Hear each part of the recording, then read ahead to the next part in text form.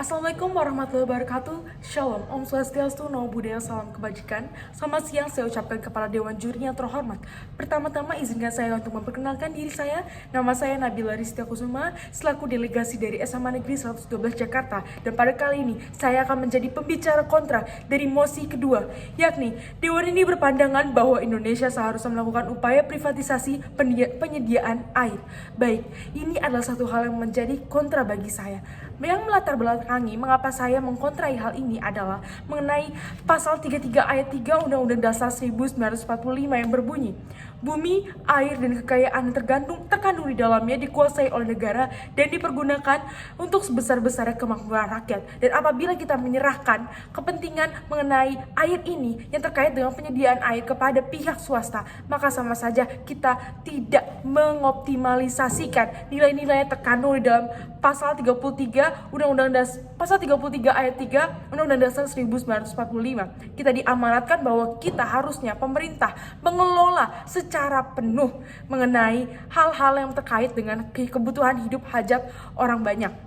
Lanjut daripada itu, air adalah kebutuhan rivalry atau bisa disebut air dapat diukur dan hanya akan berkurang ketersediaannya setiap kali dikonsumsi. Untuk itu, apabila kita menyediakan air dan yang telah diprivatisasi oleh pihak swasta, maka dapat dipastikan hal-hal mengenai komersialisasi yang dilakukan oleh pihak swasta akan dapat terjadi, karena dapat dipastikan juga setiap perusahaan akan berorientasi kepada profit, yaitu keuntungan. Beda halnya dengan pemerintah. Pemerintah hanya akan berorientasi dengan kepentingan masyarakat. Sepatutnya seperti itu.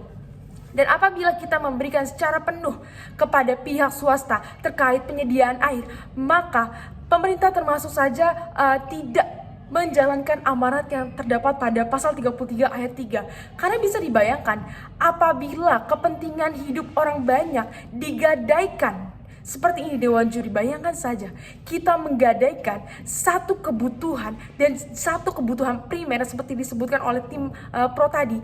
Kita menggadaikan hal tersebut kepada pihak swasta yang dimana kita tidak dapat menjamin 100% atau bahkan 90% mereka dapat bertanggung jawab untuk dapat memenuhi kebutuhan hidup masyarakat Indonesia. Bahkan untuk pemerintah sendiri saja tidak akan bisa mencapai 100% mengenai terkait penyediaan air. Sebab masih ada daerah-daerah seperti daerah 3T yang mungkin saja ada ketertinggalan baik dari segi air bersih ataupun sanitasi lainnya. Itu masih diurus pemerintah, apalagi yang diurus oleh pihak swasta. Pihak swasta tidak akan berorientasi kepada kebutuhan masyarakat saja, tetapi dia akan memikirkan mengenai keuntungan-keuntungan yang akan didapatkan. Mereka tidak akan memikirkan bagaimana faktor geografis yang nanti yang akan mempengaruhi masyarakat, bagaimana nanti akan berdampak kepada masyarakat, akankah terjadi kekeringan apabila mereka melakukan penyedotan air secara terus-menerus. Mereka tidak akan memikirkan hal tersebut. Walaupun mereka dilandasi dengan teknologi-teknologi terbaru, tapi percayalah, tidak akan ada yang mampu dan tidak akan ada yang bisa mengelola hal-hal seperti air, kekayaan Indonesia dan segala yang ada di bumi Indonesia lebih baik daripada pemerintah Indonesia. Setidak baiknya pemerintah Indonesia tetap berorientasi kepada masyarakat. Beda halnya dengan pihak swasta yang justru malah berorientasi kepada kepentingan bisnis semata. Saya berbicara tidak seperti ini tidak hanya saja omong kosong. Saya membawa sebuah data yang dimana menurut survei Investabox di tahun 2021, persentase AMDK, yaitu air minum dalam kemasan, itu sebesar 39% per tahun 2021 di lingkungan masyarakat. Dan berbanding terbalik dengan sumber air minum ledeng atau yang bisa disebut dengan PDAM yang hanya sebesar 9%. Terjadi gap sebesar 30%, yang bisa kita simpulkan bahwa pada saat ini AMDK atau air minum dalam kemasan itu menjadi satu hal yang primer di kalangan masyarakat, dan justru masyarakat tidak percaya dengan PDAM yang disediakan pemerintah, karena memang pemerintah belum dapat memberikan yang optimal. Tetapi di sini tidak bisa dibenarkan bahwa pemerintah menyerahkan mengenai pengelolaan dan penyediaan air ini kepada pihak swasta. Karena saya mendapat temuan berdasarkan Aspadin, di Aspadin terdapat 615 industri AMDK dengan kurang lebih 500 merek yang berbeda. Dan ini saya tahu mengapa mereka bisa terus berkembang pesat seperti ini, dikarenakan ada Undang-Undang Nomor 7 di tahun 2004 yang dimana mengatur mengenai keleluasaan pihak swasta terkait pengelolaan dan penyediaan air di kalangan masyarakat Indonesia. Dan ini tentunya membuat para pihak swasta berbesar kepala dan mereka jadinya mengecilkan mengenai intervensi pemerintah. Pemerintah hanya mendapatkan persentase sedikit dari yang mereka kelola. Dan ini menurut saya adalah satu hal yang salah, karena menurut pesan dari Supomo sendiri pada pasal 33 ayat tersebut, kita diamanatkan bahwa hal-hal yang terkandung di dalam Indonesia sudah seharusnya dikelola oleh pemerintah Indonesia demi kemakmuran Indonesia.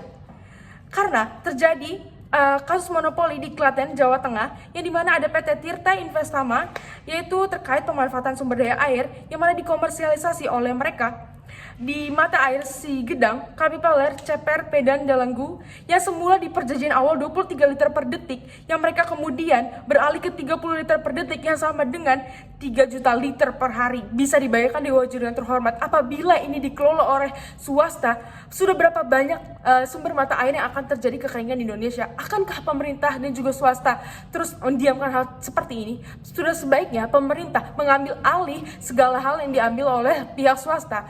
Pihak swasta hanya perlu mengikuti pemerintah, bukan pemerintah mengikuti pihak swasta. Tidak ada alur yang seperti itu. Dewan Juri saya tegaskan bahwa di sini sudah seharusnya mengatur pengelolaan penyediaan air adalah pemerintah, saya ucapkan. Karena pihak swasta tidak akan pernah bisa sebaik itu dalam mengelola kebijakan terkait pengelolaan air bagi masyarakat. Bahkan terjadi defisit sekitar 157 liter air per detik untuk pertanian dan sungai, dan mereka terbukti, yaitu PT Tirta Investama di tahun 2014 itu mereka terbukti melanggar izin eksploitasi sebesar 86 liter per detik dari yang semula 23 liter per detik. Dan alhamdulillah di tahun 2014 setelah memuncaknya AMDK, MK mencabut UU nomor 7 tahun 2004 beserta aturan turunannya. Dan ini sudah bisa dipastikan apabila MK sudah mengeluarkan dan mencabut UU tersebut. Untuk apa kita melakukan hal tersebut secara 2 kali? Kita sudah mengetahui hal-hal buruk yang terjadi di masa lampau. Untuk apa kita melakukan hal tersebut lagi yang Dewan Juri yang terhormat?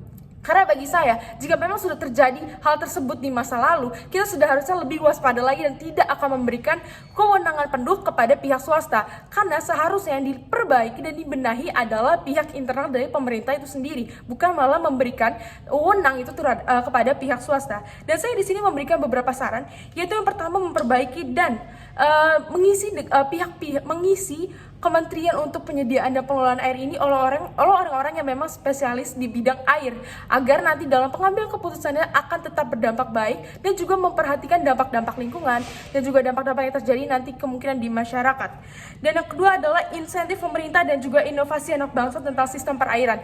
Anak bangsa Dewan Juri terhormat adalah anak-anak yang sangat kreatif, dan apabila dimanfaatkan kreativitas mereka tersebut, mereka dapat menghasilkan hal-hal yang baik terkait pengelolaan pengelolaan air untuk pemerintah. Dan yang ketiga adalah diperlukan revitalisasi produksi dan juga distribusi air, diperjelas lagi dan juga didahulukan daerah-daerah 3T atau yang tertinggal, didahulukan yang tersebut dan juga diperbaiki yang memang terjadi di daerah Jakarta, seperti sedimentasinya diperbaiki lagi supaya tidak ada lagi tercemar, dan juga resiko-resiko terminumnya air-air yang terkontaminasi zat-zat berbahaya. Sudah seharusnya PDAM melakukan hal tersebut.